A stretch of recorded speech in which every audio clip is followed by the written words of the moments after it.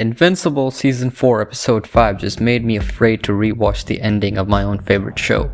And I've seen some stuff in this show. I've watched Nolan beat Mark half to death in Chicago. I've watched the Invincible War. I watched the Season 3 finale. I thought I knew what this show was capable of. I was wrong. But here's the thing, and this is what I want to talk about today. The most devastating moment in this episode isn't the fight. It's not the blood. It's not Mark having his guts ripped out while refusing to let go. It's a woman breaking her hand on an invincible man's chest. And I want to explain why that scene is one of the greatest pieces of storytelling this show has ever done, and why this episode and the season has genuinely surpassed the comics that inspired it. Before we get into the episode itself, I want to give you some context, because it matters for understanding why this hit the way it did for me. I've been watching Invincible since day one, March 2021. The first 3 episodes dropped, and I watched them the same day. It was fun, it was interesting, a cool spin on the superhero genre, but I didn't think it was anything special yet. Then I got to the end of season 1, and that fight happened and everything changed. Then season 2 came out in around late 2023, and something in me clicked with the show in a way I couldn't explain. So I did what any reasonable person does. I read the entire comic run, all of it, cover to cover, and I was absolutely blown away. Genuinely one of the best pieces of superhero fiction I'd ever consumed. So now I'm watching the show as someone who knows everything that's coming. Every death, every twist, every gut punch.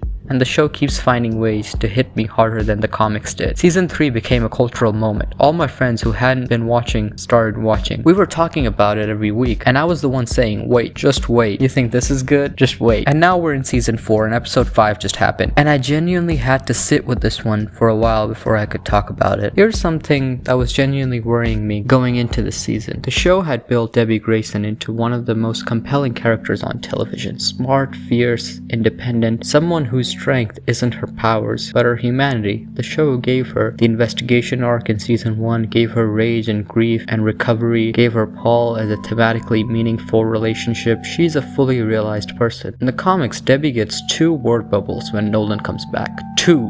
She barely says anything. She cries, she gets back together with him embarrassingly quickly. And a lot of fans, myself included, were worried about how the show could possibly bridge the gap between this incredible character they've built and the comic version of her reunion with Nolan. But episode 5 solved it, not by choosing one horn of the dilemma, but by reframing what the scene was about entirely. Nolan comes to Debbie's door. He's rehearsed this. He spent time thinking about it. The show even shows the sun setting and night falling while he stands outside gathering courage. He apologizes. He tells her she made him more human than he was a Viltrumite. And Debbie just doesn't let him off the hook. She says, I missed you, but you killed the man I love. That line right there, she's not saying she hates him. She's not saying she never loved him. She's saying the Nolan she loved is dead, and the person standing in front of her is someone else wearing his face. And she has to grieve both things simultaneously. The marriage that was a lie, and the man she thought she knew who never existed. Then she starts punching his chest and her hand breaks, and she bleeds onto him, leaving a bloodstain right over his heart. That image is everything. A human woman's broken hand bleeding on an invincible alien's chest. She cannot physically hurt him. She has never been able to hurt him, and somehow she's the only one who left a mark.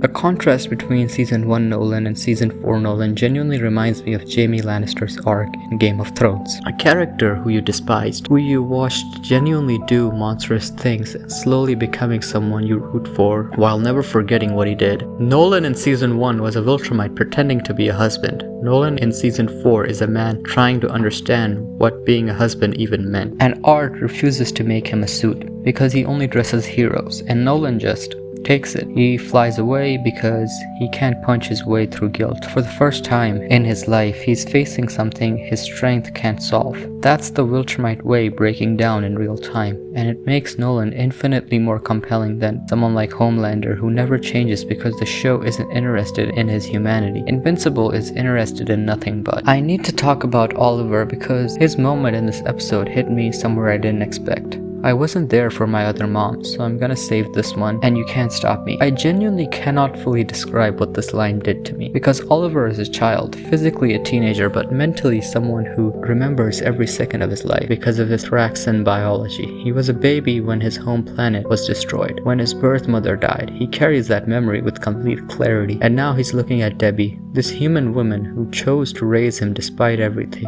Nolan put her through. And he's not going to let the same thing happen twice. He's done being passive, he's done letting the adults make the decision. He has skin in this game that nobody can take away from him. The spaceship scene that follows, Mark, Nolan, and Oliver in close proximity for the first time after everything. The tension, warmth, and difficulty of those interactions is genuinely fantastic. These three people sharing blood and history and pain, trying to figure out what they are to each other now. That's what this show does better than anything else. It makes you feel the weight of those relationships. And then, Conquest is alive. Mark's face when he realizes that fear, that is not the face of a superhero encountering a villain. That is the face of someone who survived something they shouldn't have survived and can't believe they have to do it all over again. What follows is one of the most brutal sequences in this show that has never shied away from brutality. But I want to be precise about why it works because it's not just shock value. Mark gets disemboweled. Conquest reaches into his body and pulls out his intestines, and Mark does not let go of his throat. This is the entire moral arc of the season compressed into one image. Mark has been wrestling all season with whether killing is ever justified, whether the line he crossed last season changed him irreparably,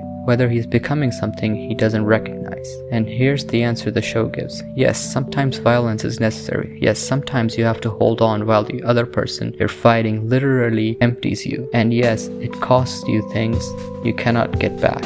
And you'll do it anyway because the alternative is worse. That's not a superhero moment. That's a tragedy, and the show knows it.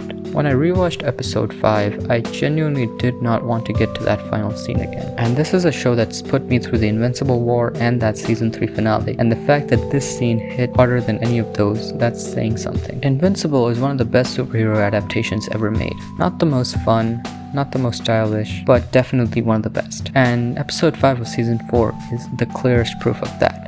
Now, The Boys is brilliant, but it's a satire. It keeps you at arm's length deliberately. The cynicism is the point. You're not supposed to fully love these characters because the show is a deconstruction of loving these characters. Homelander is compelling, but he doesn't change. The show isn't interested in his humanity. It's interested what the lack of humanity reveals about others. Invincible is doing something completely different and harder. It makes you love these people completely and then puts them through hell and asks you to sit with what that means. When Conquest reaches into Mark, the audience physically recoils because they love this character. When Debbie's hand breaks on Nolan's chest, the audience grieves because they've watched her carry this weight for 4 seasons. When Oliver says he wasn't there for his other mom, the audience breaks because they've seen this child grow up in real time. The Boys never have made you feel this way about Huey or Butcher. The MCU hasn't made you feel that way about anyone since Endgame. The show has now, and I say this as someone who's read every issue, surpassed the comics. Not because it's faithfully adapted them, but because it's understood them deeply enough to know when to deviate. Debbie's confrontation with Nolan is better in the show. Oliver's motivation is richer in the show. Nolan's redemption arc is more painful and more earned in the show. Robert Kirkman called this a second pass at the story he started 20 years ago. Episode 5 of season 4 feels less like a second pass and more like a story finally becoming what it always had the potential to be. This is a 10 out of 10 episode of television, no hesitation. 3 episodes left in season 4, the Viltrumite War is beginning and Mark is barely alive. The coalition is ready to fight, and for the first time in a long time, I absolutely have no idea how this ends, and I've read the comics. That's what great storytelling does. It makes the known feel unknown. It makes you afraid